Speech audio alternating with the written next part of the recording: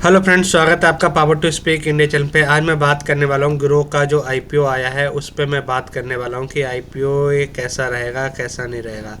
तो ये ग्रो का जो आईपीओ है हम इस पे बात करने वाले हैं और बहुत ही शानदार मुझे आईपीओ लगता है ये। पहले मैं बात कर लूँ कि कंपनी करती क्या है। तो कंपनी क्या है ना, प्रोवाइड करती है जो है ना, ये प्रोवाइड करती है रिटेल को इन्वेस्टिंग सर्विसेज प्रोवाइड करती है।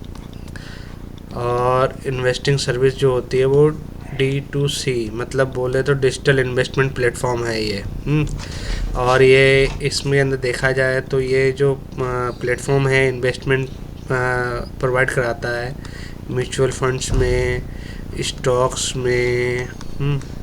फिर आपका एफएनओ हो गया, एफएनओ हो गया, ईटीएफ हो गया, देन आपका हो गया आईपीओ। इन सब में आप इन्वेस्ट कर सकते हो। गोल्ड ईटीएफ वगैरह भी है, सब इसी के अंदर है। फिर और एक चीज़ है, और एक जो उन्होंने नया शुरू किया है वो है यूएस स्टॉक्स के अंदर आप इन्वेस्ट कर सकते हो। यूएस स्टॉक्स के अंदर आप इन्वेस्ट कर सकते हो। ये सब कंपनी काम करती है। ये मेन जो काम है ना कंपनी का ये है। फिर बात कर लें इसके प्रमोटर होल्डिंग की। तो प्रमोटर होल्डिंग आईपीओ से जो पहले है, मतलब आईपीओ आने से पहले जो प्रमोटर होल्डिंग है वो है 28% की।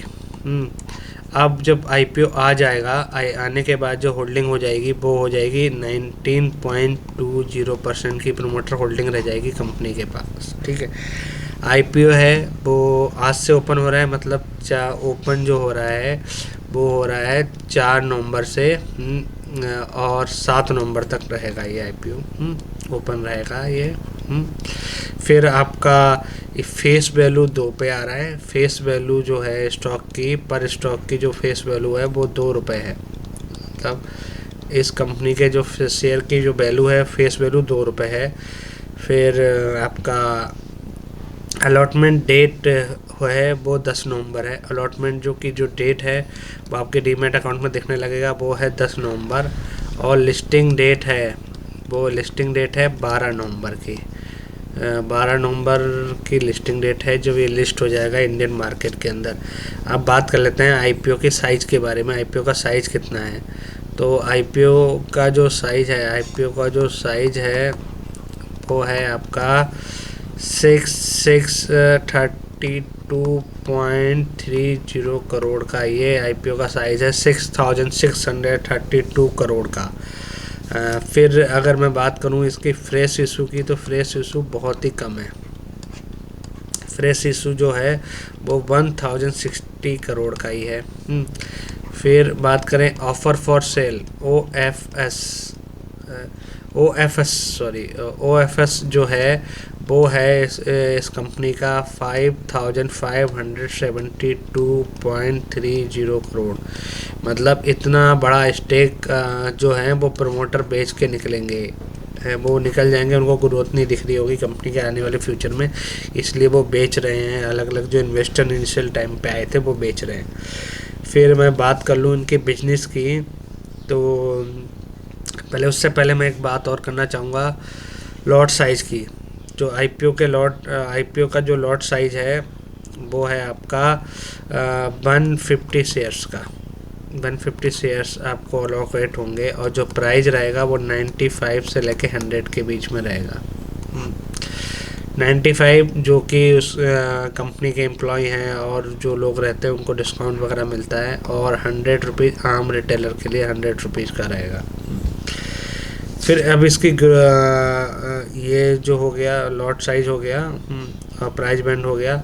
फिर इसमें जो आप लगा सकते हो कैटेगरी, तो रिटेल तो एक ही लॉट लगा सकता है, वो 15,000 रुपये का रिटेल का लॉट रहेगा।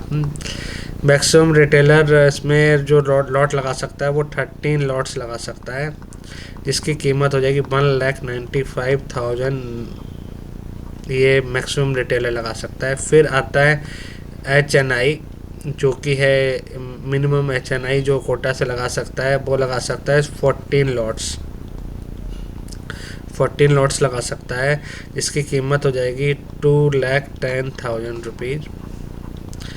और मैक्सिमम जो लगा सकता है एच एन आई लगा सकता है, वो लगा सकता है 66 लॉट, मतलब नियर अबाउट 9,900 शेयर्स लगा सकता है, जिसकी कीमत हो जाती है 9,90,000। इतने के शेयर्स वो लगा सकता है।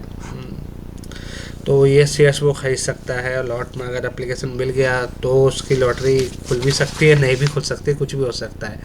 एक सेकंड दीजिए, एक सेकंड बस आप लोगों की, मैं इसमें बताऊंगा आपको अप्लाई नहीं करना है, क्यों नहीं करना है उसके पीछे कारण बताऊंगा मैं आपको। अभी तक आपको जो आईपीओ मिलते हैं ना, तो वो लोग बोल देते हैं कि अप्लाई कर लो, अप्लाई कर लो। मैं आपको आने वाले अभी इस स्लाइड में दिखाने वाला हूँ कि इसके अंदर अप्लाई नहीं करना है आपको। हाँ हाँ, तो इसके अंदर आपको अब ये कंपनी की ग्रोथ की बात कर लें, ग्रो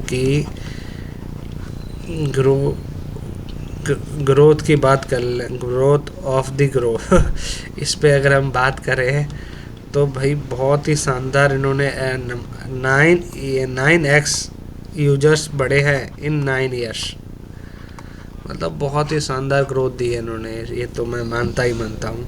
फिर इन्होंने F/23 जून से और जून 2025 जो है इनका एक्टिव यूजर, वो एक्टिव यूजर जो बढ़ा है CAGR के रेट से जो बढ़ा है वो 52.7% बढ़ा है। मतलब पिछले ये हर साल कंपाउंडिंग जो कर रहे हैं वो यूजर की कर रहे हैं 52.7% से कर रहे हैं। पर अब मैं इनकी रेवेन्यू की बात कर लूँ कि रेवेन्यू कितना रहा है, क्योंकि अपने को सबसे ज़्यादा रेवेन्यू से मतलब होता है बिजनेस कर रहे हैं भाई कितना कमा रहे हो आप, है ना। तो इनका ये कहना है CAGR कहना है इनका 84% रेवेन्यू हो गया है फ्रॉम FY23 टू FY25। ये रहा कंपनी के आईपीओ के बारे में। पर मेरी तरफ से सलाह है कि हम अभी बुल मार्केट में चल रहे हैं, तो जब बुल मार्केट में चल रहे होते हैं ना, तो आप लंगड़ा घोड़ा कुछ भी ले लेते हैं, ये अच्छी खासी ओपनिंग हो सकती है इसकी। मेरा ऐसा मानना है कम से कम 15 से लेके 25% आपको इसको प्रीमियम पे लिस्ट होना चाहिए। और आईपीओ का साइज अगर ये 2000 करोड़ के आसपास का होता तो मैं अपने बता रहा हूँ, मैं रुपए डालता। तो मेरा ऐसा मानना है कि मैं 2000 करोड़ का आईपीओ, कम का आईपीओ होता है, 2000 करोड़ तक का आईपीओ होता है, तो मैं उसी में ही रुपए डालता हूँ। उससे पहले मैं आईपीओ में रुपए नहीं डालता हूँ, चाहे कितनी भी अच्छी कंपनी हो।